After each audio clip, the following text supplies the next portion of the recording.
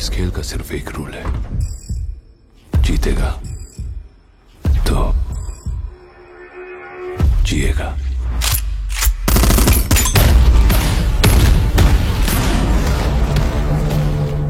डर नहीं, डेयरिंग से खेलता हूं और दिमाग से थोड़ा।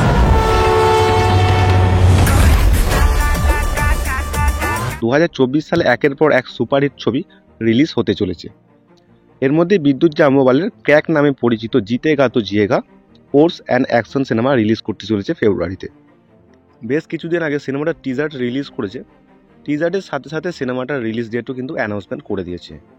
এই সিনেমাটা আদিত্য দত্ত দ্বারা পরিচালিত এবং অ্যাকশন হিরো ফিল্মসের অধীনে বিদ্যুৎ জামওয়ালের প্রযোজিত। টিজারে বেশ কিছু অ্যাকশন আমরা দেখতে পাচ্ছি। তাছাড়া রকিং এবং স্টাইলিশ লুকে দেখা যাবে বিদ্যুৎকে। এখানে আপনি আর একটা জিনিস লক্ষ্য করবেন, বিদ্যুতের যে স্টান্ট অ্যাকশনগুলো রয়েছে সেগুলো কিন্তু ব্যাপক হতে চলেছে এই সিনেমাটার মধ্যে। বেশিরভাগ অংশ কিন্তু আমরা স্টান্ট বা রেসিং দেখতে পাবো, কারণ এটা একটা স্পোর্টস এবং অ্যাকশন সিনেমা হতে চলেছে।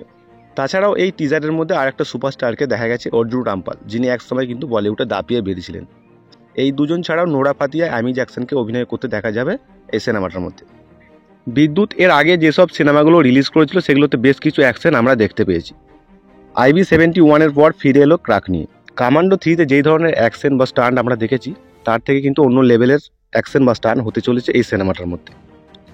2024 সালে 23 ফেব্রুয়ারি সিনেমা ঘরে রিলিজ হচ্ছে সিনেমাটা।